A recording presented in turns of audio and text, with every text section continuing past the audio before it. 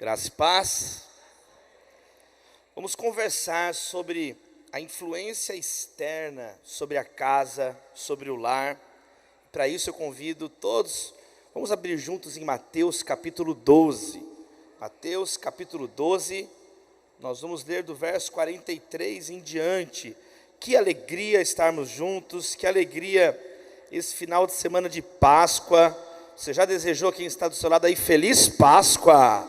Ele vive, Jesus está vivo, meu irmão, minha irmã, Ele ressuscitou. Que alegria, Páscoa no Ceará, louvado seja Deus. Que privilégio estar com vocês, e nesta conferência tão importante, conversando sobre a família, sobre o nosso papel, e claro, precisamos da Bíblia. Precisamos da palavra de Deus para iluminar o nosso caminho. E esse é um texto muito bonito da palavra de Deus, onde Jesus vai falar quem é a família dele. Quem faz parte da família de Jesus? Vamos ler Mateus 12, do verso 43 ao verso 50. Diz assim, palavras de Jesus: quando um espírito imundo sai de um homem, passa por lugares áridos, procurando descanso. Como não encontra, diz: voltarei para a casa de onde saí. Chegando, encontra a casa desocupada, varrida e em ordem, arrumada. Então vai e traz consigo outros 7 espíritos piores do que ele, e entrando, passam a viver ali. E o estado final daquele homem torna-se pior do que o primeiro. Assim acontecerá a esta geração perversa. Falava ainda Jesus à multidão, quando sua mãe, seus irmãos, chegaram do lado de fora, querendo falar com ele. Alguém lhe disse: tua mãe e teus irmãos estão lá fora e querem falar contigo. Quem é minha mãe e quem são meus irmãos? Perguntou ele. E estendendo a mão para os discípulos, disse: aqui estão minha mãe e meus irmãos. Pois quem faz a vontade de meu Pai, que está nos céus, este é meu irmão, minha irmã e minha mãe. Que a palavra de Deus frutifique nas nossas vidas, no nome santo de Jesus. Amém, queridos? Você já viu uma pessoa vitimista? Quem já viu? Uma pessoa vitimista, tudo nela diz assim: tenham dó de mim. Já percebeu? A pessoa vitimista, o prazer dela, ela fica satisfeita quando você sente pena dela. O prazer do vitimista é arrancar migalhas da sua misericórdia, do seu dó, da sua compaixão sobre ela.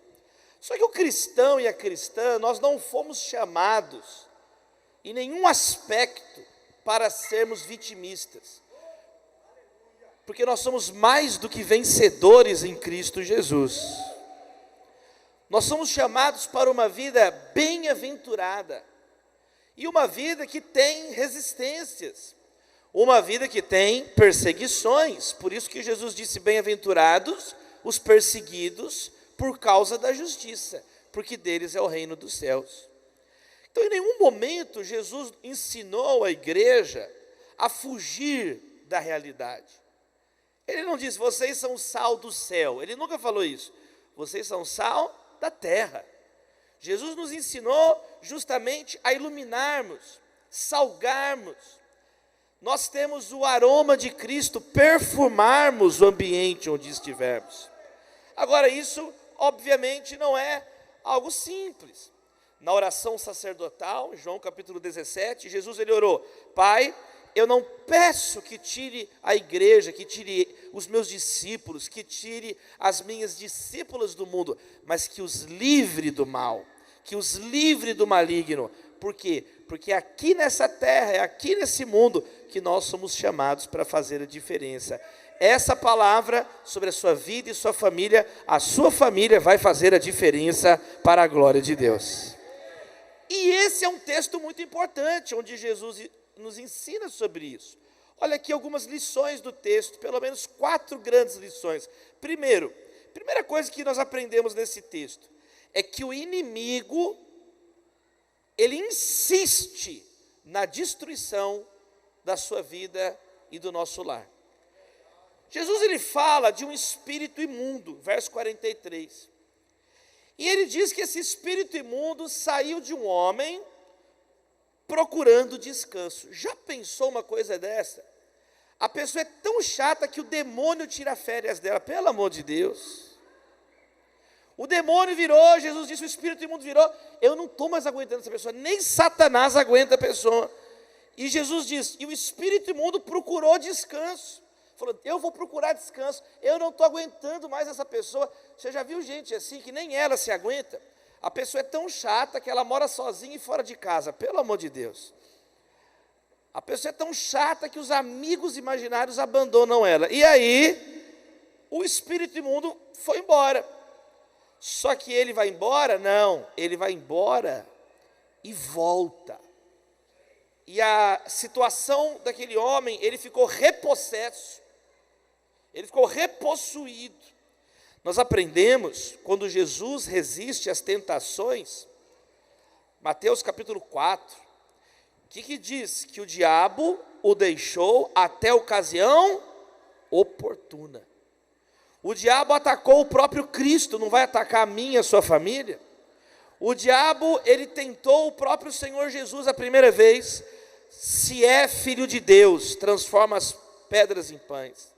A segunda vez, se é filho de Deus, pula aqui do pináculo do templo. A terceira vez ele fala, olha, se você se prostrar diante de mim, eu te dou os reinos dessa terra. E aí Jesus resistiu com a palavra, mas a Bíblia diz no Evangelho de Mateus, que ele se retirou até a ocasião oportuna.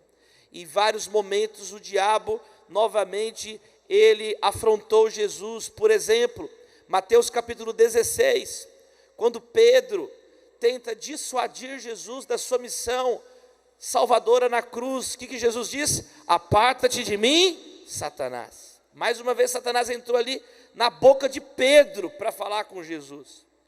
Na própria cruz do Calvário, quando Jesus está na cruz, o inimigo usa aquelas pessoas ali na multidão, porque alguns viram para ele e dizem assim, se é o Filho de Deus, desce da cruz. Mas como diziam nossos antigos irmãos, os puritanos, porque ele não desceu da cruz, nós podemos subir ao céu.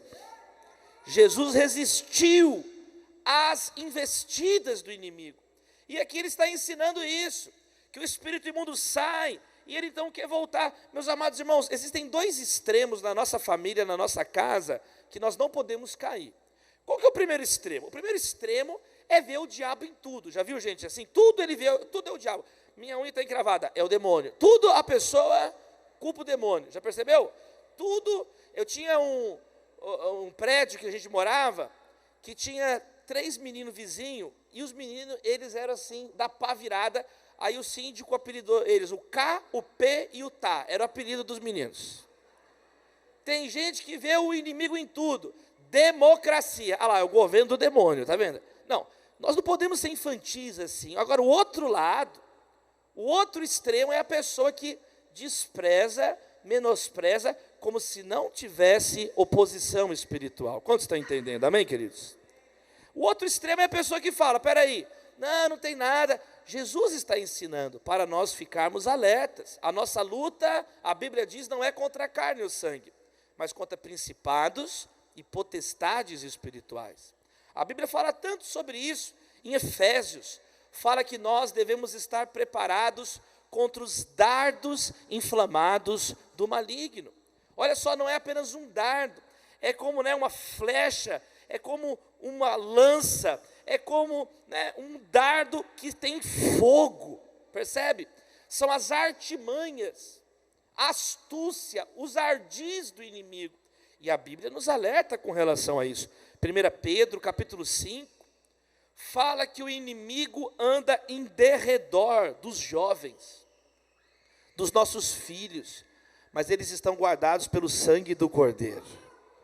Mas a Bíblia fala que o inimigo quer destruir os jovens. A Bíblia mostra exemplos no Antigo e no Novo Testamento. Por exemplo, o Faraó, em Êxodo, quem que ele manda matar? Os meninos. O povo hebreu está ficando muito forte. Qual a estratégia do Faraó? Vamos matar as crianças. Vamos destruir os meninos. Certa vez, em Mateus 17, um pai, ele chega para Jesus e ele fala: Senhor, eu pedi algo para os teus discípulos, eles não tiveram capacidade de resolver. E Jesus fala: o que foi? Então ele diz: o meu filho Jesus, ele é atacado no fogo, ele é atacado na água, desde criança, desde que ele é um jovenzinho, o inimigo o atormenta. A Bíblia vai dizer que Herodes, quando ficou sabendo que nasceu o rei dos judeus, Jesus Cristo, ele mandou matar os meninos de 2 anos para baixo, porque a Bíblia mostra que existe sim uma opressão, uma guerra, uma batalha espiritual. Por isso que Jesus ensinou a mim e você a nós orarmos. Abre assim sua mão comigo e vamos orar a oração que Jesus nos ensinou. Diga comigo: livra-nos do mal, Senhor, livra-nos do mal. Livra a nossa família do mal, em nome do Pai, do Filho e do Espírito Santo. Amém, queridos? Então a família, nós estamos estudando sobre as pressões externas da família. E Jesus está dizendo que é isso mesmo.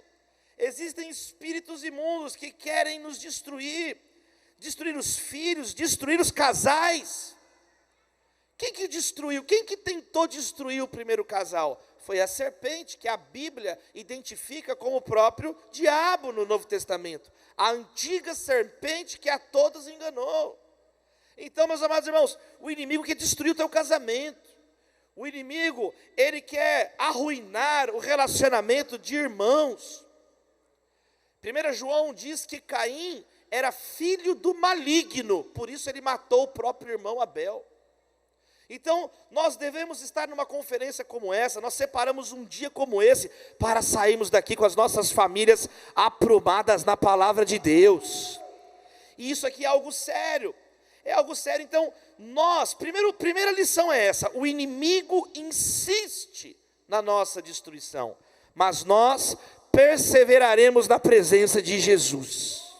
Quanto mais ele insistir, mais nós vamos orar. Quanto mais ele tentar destruir, maior a nossa dependência de Deus. Paciência, então, é uma virtude do Espírito Santo. Que o Espírito Santo coloque sobre nós, sabe, a presença dele na nossa vida, coloque paz no nosso coração.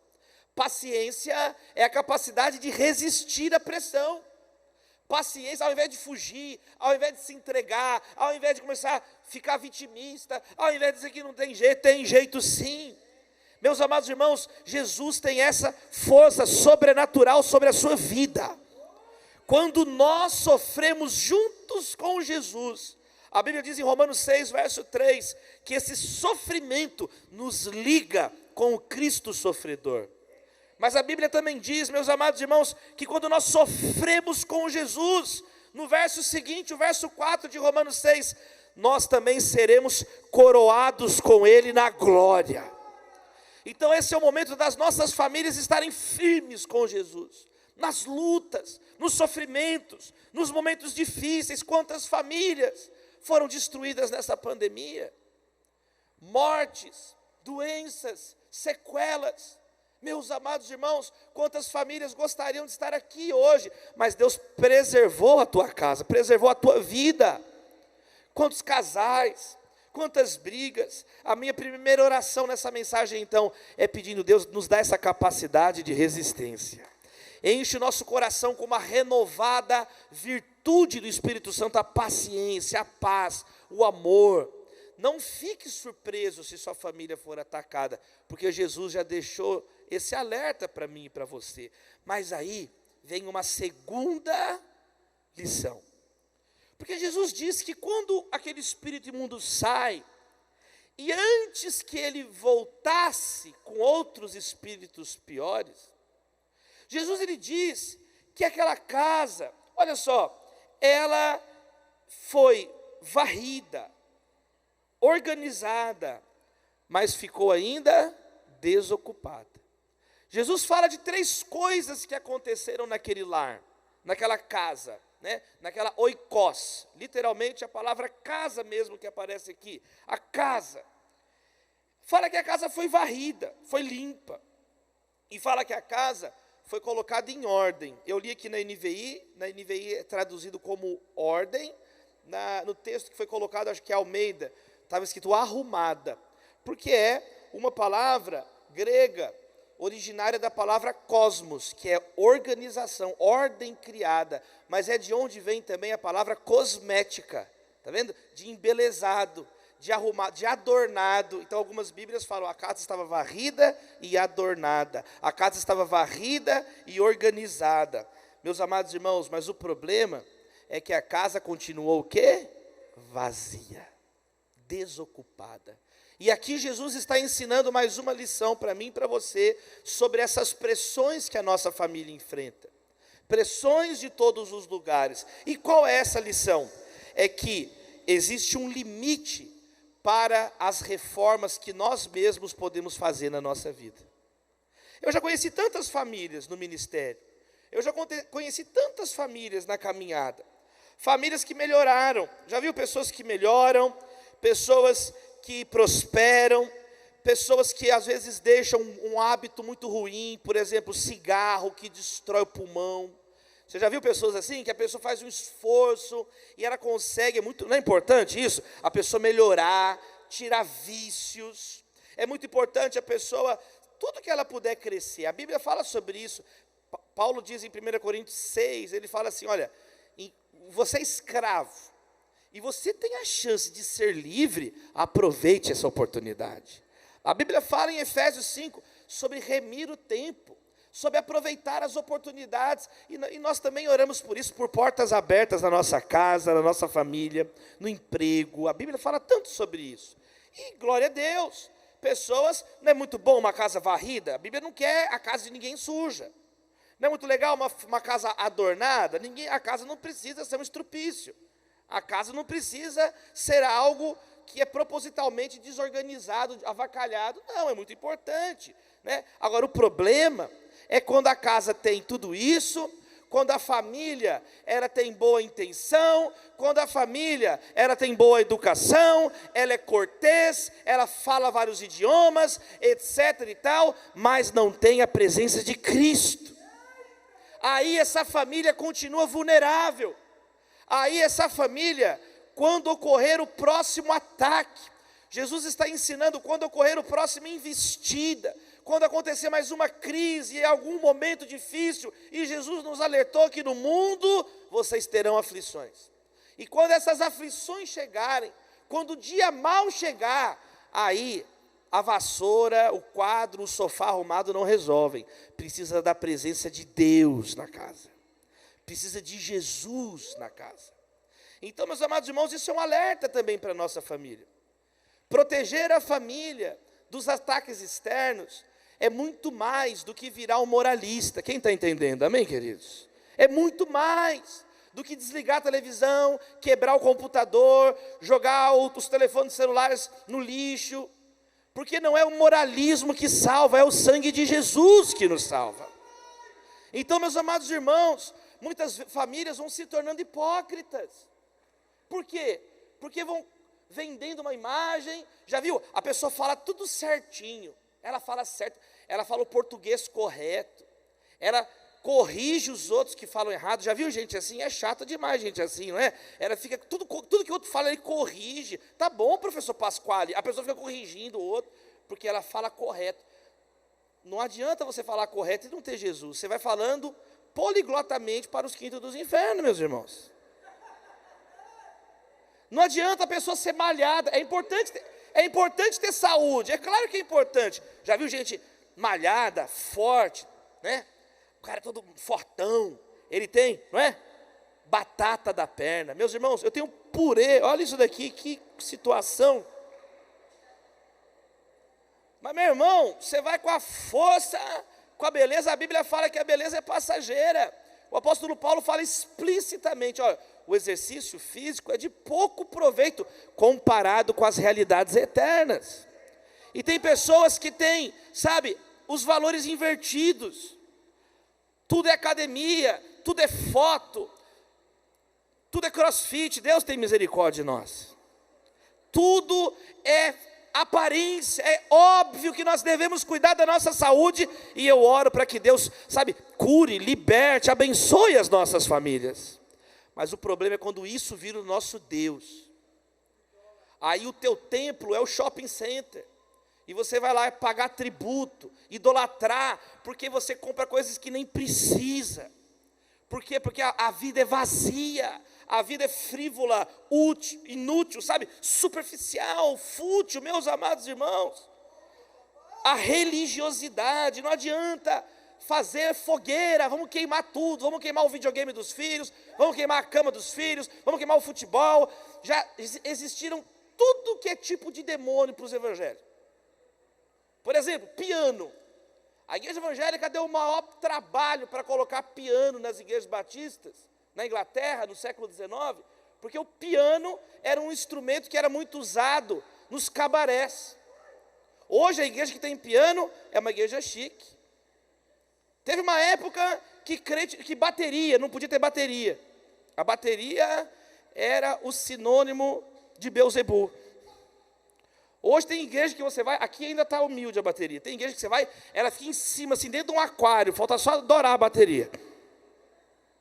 Então você percebe, o tempo passa, é uma bobagem, são imaturidades, são coisas passageiras. E Jesus denunciou os fariseus. Jesus falou, vocês inventam um monte de regras e não obedecem o essencial, que é ter um coração que ama a Deus acima de todas as coisas, e ama o próximo como a si mesmo. Meus amados irmãos, Jesus não chamou um bando de fanáticos moralistas, Ele chamou a nós para sermos santos como Ele é santo. E tem muita diferença entre ser um moralista e ser uma pessoa cheia da presença de Deus. Jesus está falando então de uma casa, sabe, toda organizada, mas às vezes é uma casa onde a pessoa tem orgulho dela, é na força dela, é a pessoa que quer enfrentar as pressões no murro dela.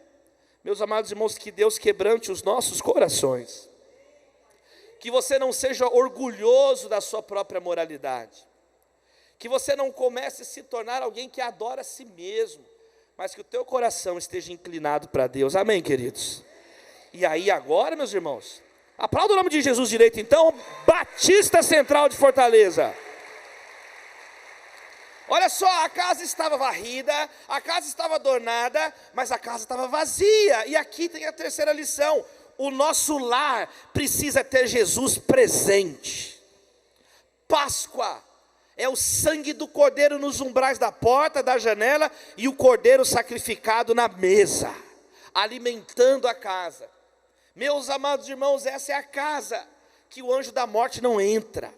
Essa é a casa, sabe, que não tem o que fazer, porque o Rei dos Reis e Senhor dos Senhores está ali, presente, Emanuel, Deus conosco. Por isso que Jesus falou assim, ó, sem mim nada podeis fazer.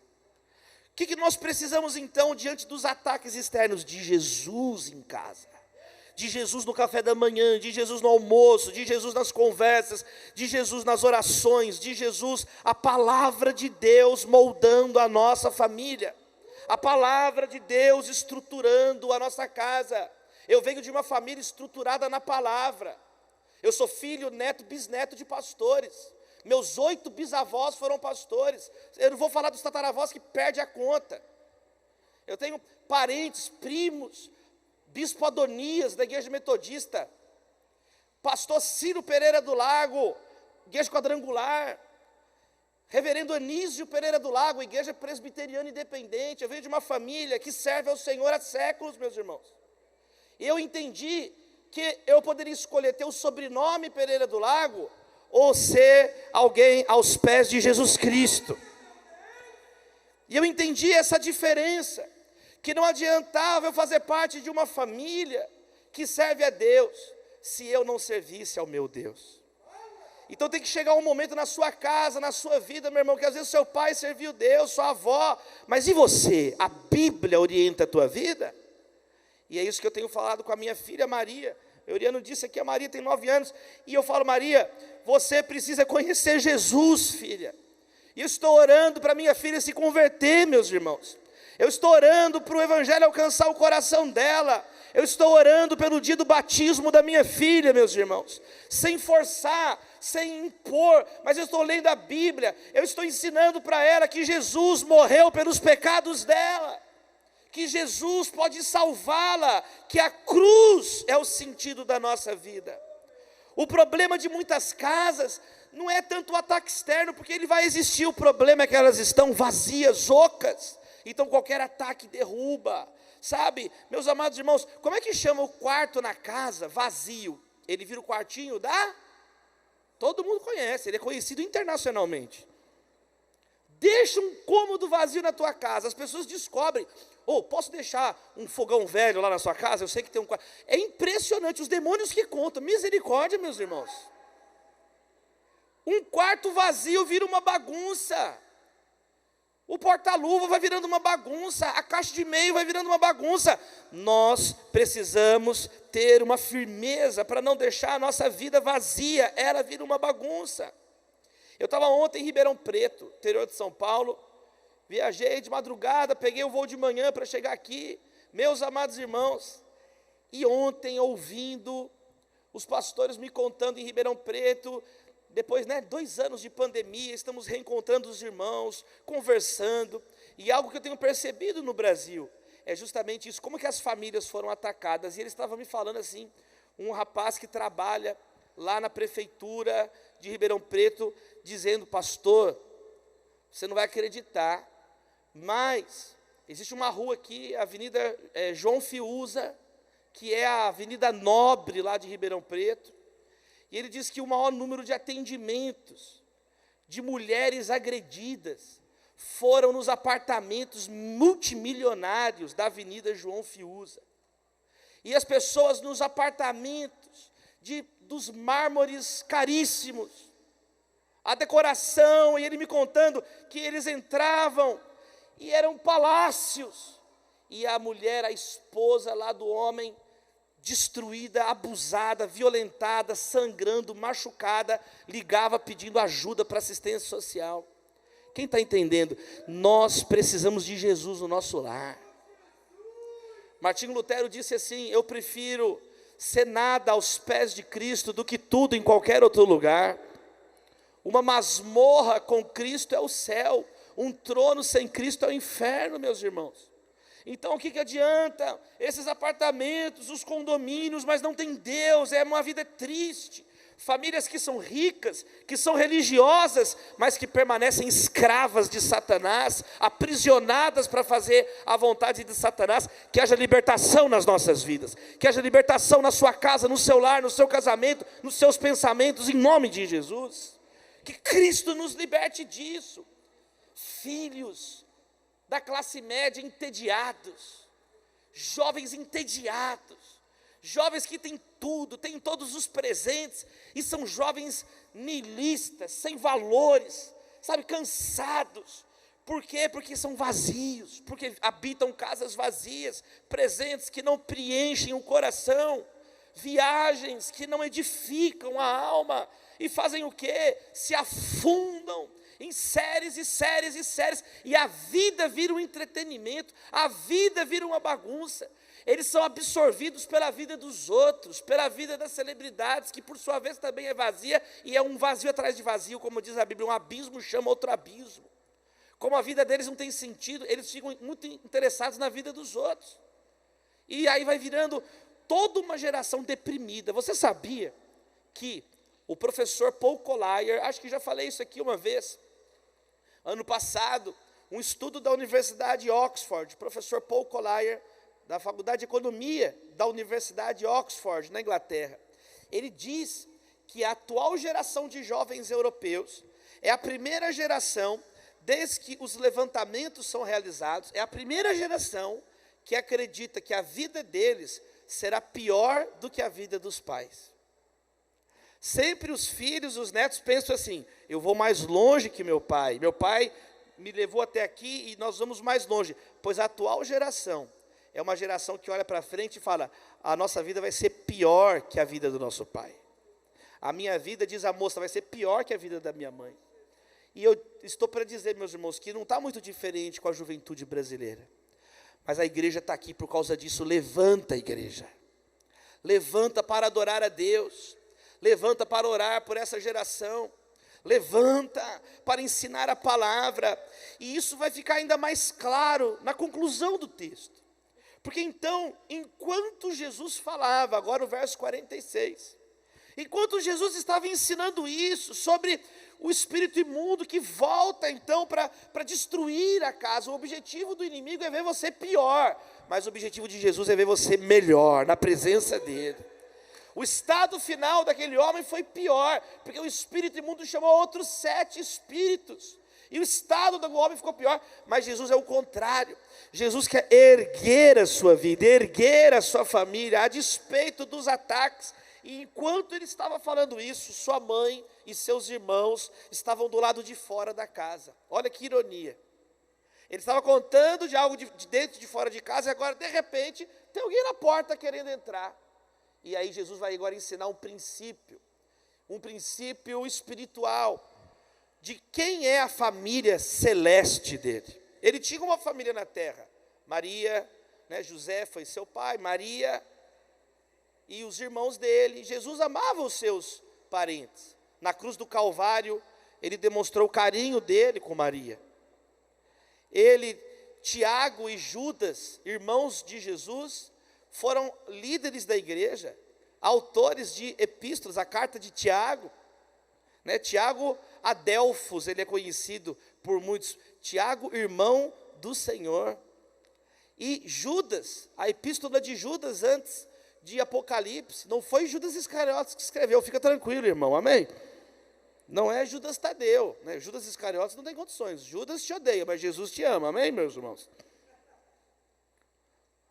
Agora, Judas, irmão do Senhor. Mas nessa época, eles ainda estranhavam Jesus. Eles diziam, lá em Marcos registra, ele está fora de si. Ele, nosso irmão, por que ele está falando agora? Ele está com um complexo de Messias. E eles estão tentando entrar naquele lugar. E Jesus, ele vai dar uma resposta dura, firme, mas para deixar uma lição para mim e para você. Jesus, ele vai dizer assim: olha, quem é minha mãe e quem são meus irmãos? Perguntou ele, e estendendo a mão para os seus discípulos, disse: aqui estão minha mãe e meus irmãos, pois quem faz a vontade do meu Pai que está no céu, esse é meu irmão, minha irmã e minha mãe. A família de Jesus espiritual, meus amados irmãos, é aqueles que vivem em santidade e obedecem à vontade de Deus. A lealdade a Jesus é mais importante na Bíblia que a lealdade à sua família. Jesus Cristo disse: se você não me ama mais do que teu pai, tua mãe, tua esposa, teu marido, seus filhos, suas filhas, seus irmãos, irmãs e a própria vida, não é digno de mim. Jesus Cristo, meus amados irmãos, exige de nós um compromisso total, irrestrito, irreversível. Não existe plano B na vida do discípulo de Cristo. Cristo é tudo em todos. Dele, por ele, para ele são todas as coisas. Amanhã nós vamos falar aqui sobre a Páscoa. Meus amados irmãos, por que isso? Porque Cristo é o único Criador, é o único digno da nossa adoração e da nossa lealdade. É Ele que nos redimiu do pecado. Esse é um culto de uma igreja batista. Não vão entrar pessoas aqui para sacrificarem galinhas. Não vão entrar pessoas aqui encapuzadas para matarem um bode aqui. Porque não é o sangue da galinha que salva a tua casa, não é o sangue do bode, é o sangue do Cordeiro de Deus, que tira o pecado do mundo, Jesus Cristo de Nazaré, o alfa, o ômega, o princípio e o fim, Jesus Cristo é o nosso Senhor. Então, meus amados irmãos, aqui Jesus ele inverte, vai dizer, mais perigoso do que é o espírito imundo, é o teu coração que não obedece à palavra de Deus. Mais perigoso do que ficar preocupado o tempo inteiro com o que vem de fora, é o teu coração não ser obediente à voz do Pai. Então Jesus está ensinando aqui que o nosso próprio coração é enganoso. E às vezes na nossa própria família, às vezes dentro de casa, Jesus ele vai dizer, não é o que entra que contamina, mas é o que sai do coração humano que contamina, porque é do coração humano que vem o homicídio, a inveja, a imoralidade, que Deus nos liberte, meus irmãos. Que nós possamos então ser fiéis e leais a Jesus. O maior desafio está dentro de nós, é do coração que sai tudo isso, né? Eu sempre fiquei muito invocado, quando você vai comer, né, uma goiaba, uma maçã, e aí tem uma minhoca lá dentro, aquele bicho. Aquilo lá, meus irmãos, é Baal que colocou lá, não tem jeito. A minha filha um dia falou assim, papai, o que é pior do que encontrar um bicho na maçã? Eu falei, não sei, filha. Ela falou, encontrar meio. Eu falei, ô Maria, você está comendo verme agora? E eu nunca entendi como é que aquele verme vai parar dentro da fruta. Aí um dia, eu estava vendo um canal muito abençoado, Discovery Channel. E aí estava passando assim um documentário, e eles explicando, né, que aquele verme ele vai parar lá, porque quando está na florzinha ainda da fruta, tem uma lavinha lá dentro. O bicho coloca uma lava, então a fruta vai se desenvolvendo, e o bicho já está dentro da fruta. Meus irmãos, nós aprendemos na palavra de Deus que o bicho já está dentro de nós. É o pecado original. Gênesis 6 fala que desde a infância o nosso coração é inclinado para o mal. Então, meus amados irmãos, Caim e Abel, não tinha Netflix para influenciar Caim. Não tinha festivais, não tinha a turma do mal para levar Caim para gandaia, não tinha isso. Caim, vamos lá, vamos quebrar tudo, não tinha universidade, não tinha militância política, não tinha, vai falando tudo que não presta aí, não tinha. Como é que Caim faz uma coisa dessa? Por causa que a maldade, ela é potencial dentro de nós, nós estamos vendo um mundo com guerra. E sabe qual que é uma resposta bíblica para a guerra, lá na carta de Tiago? De onde vêm as guerras? Não vêm das paixões que guerreiam dentro de vocês. Todos nós, diz a palavra de Deus, somos uma guerra em potencial. Então, meus amados irmãos, é isso que Jesus veio mudar. Ele veio tirar o coração de pedra e colocar um coração de carne. Ele veio tirar esse coração obstinado e colocar um coração disposto a obedecer. Por isso, ame a Deus de todo o seu coração.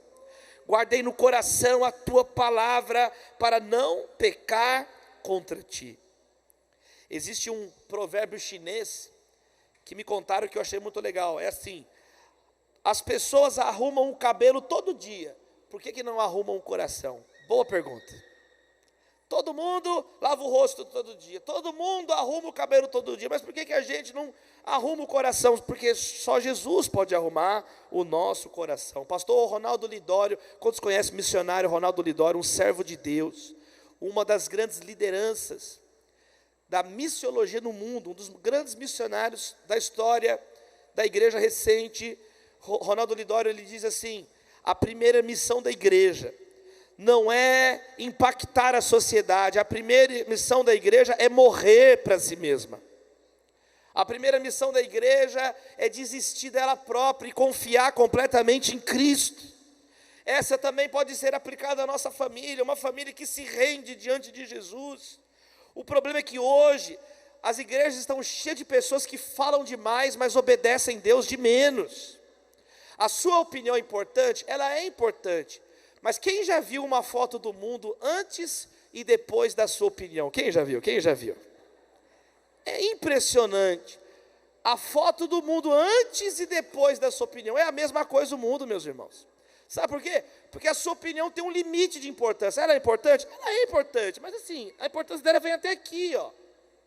Quando passa daqui a sua opinião, já não interessa muito. Eu não concordo que o sol nasce no leste. Ninguém te perguntou. Essa é uma das perguntas que ninguém te fez. Que a sua opinião não muda nada. Então está na hora da gente obedecer mais a palavra de Deus.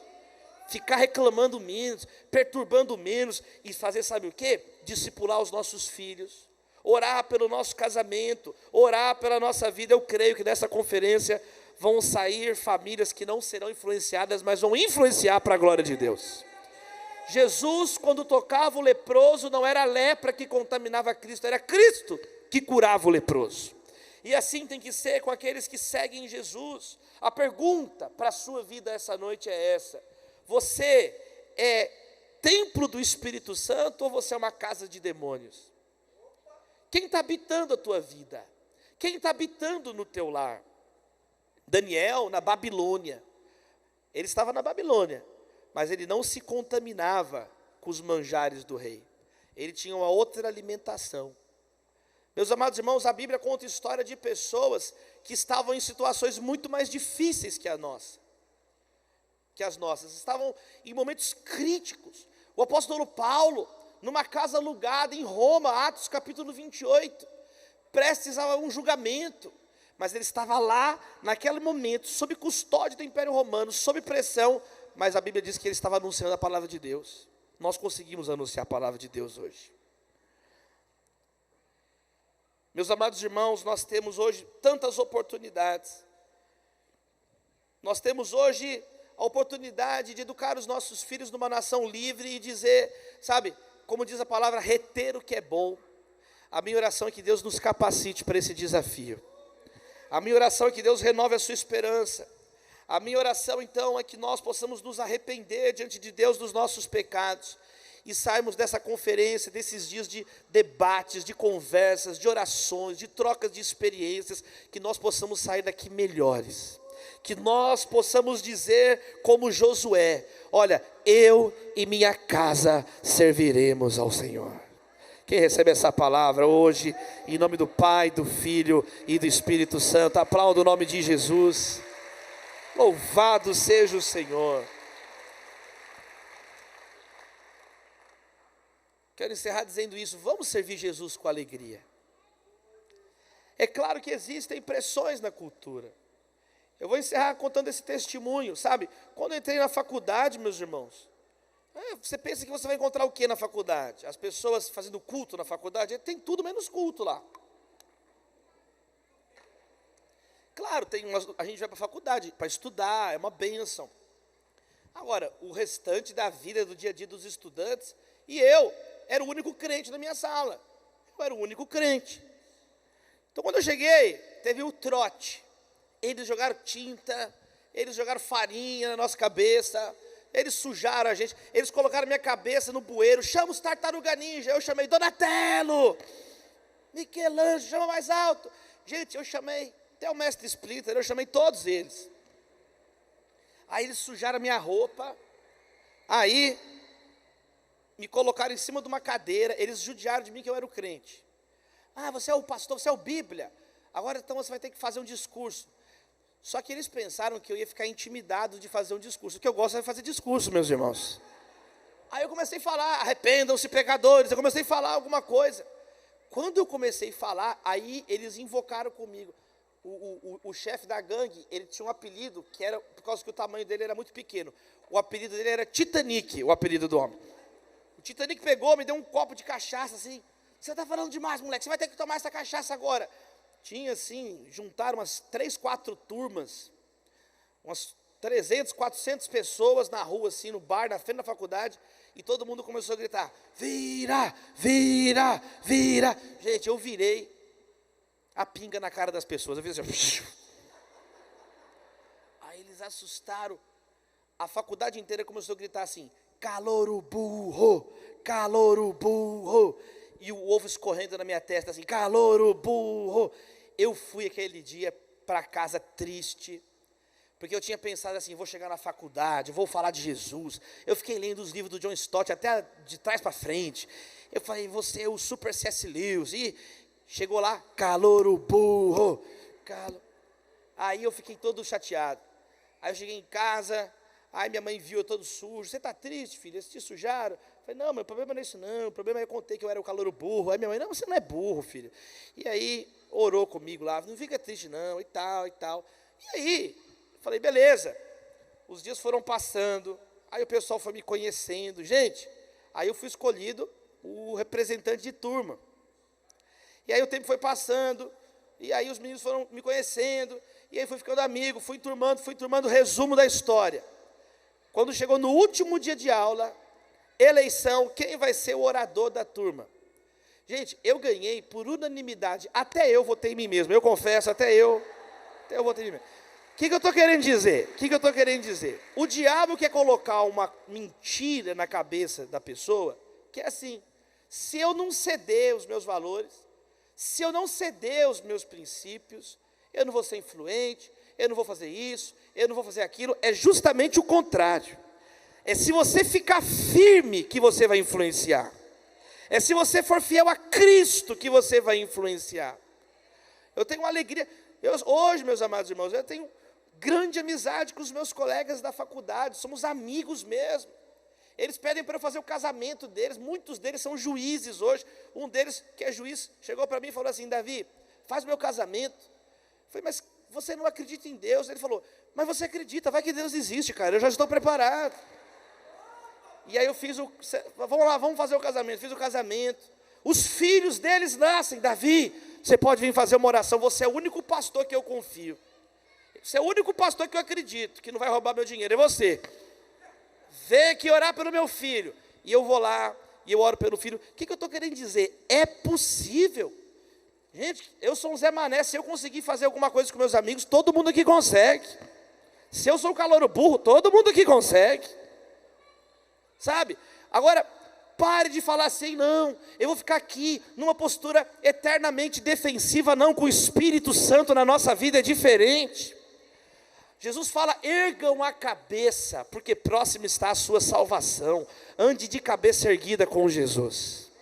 Ande com os olhos firmes, fitos em Jesus, autor e consumador da nossa fé.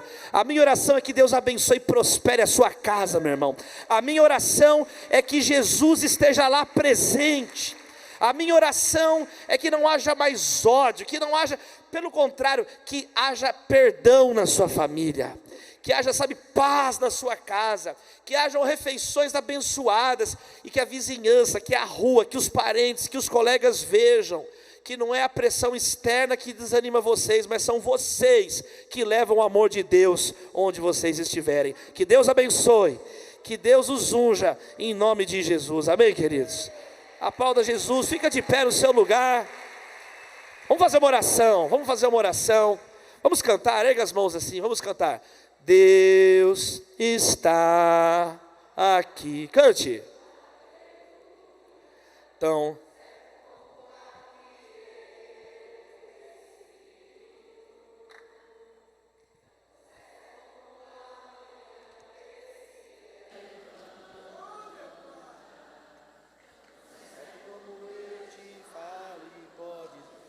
aponta para o seu irmão e diga: Deus está em ti. Deus.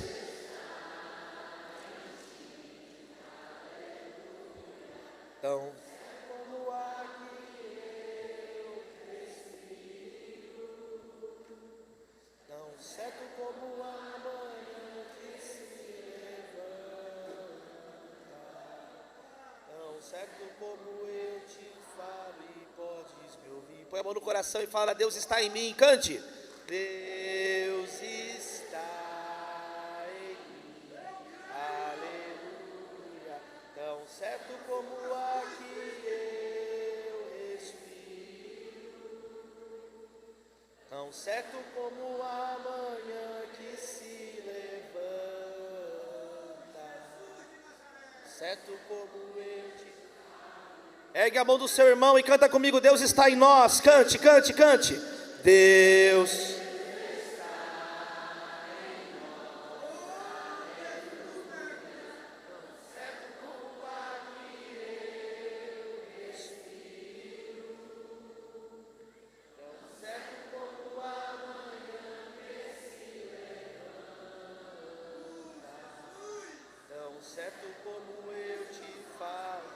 A última vez para encerrar bem forte. Deus está aqui. Cante bem forte.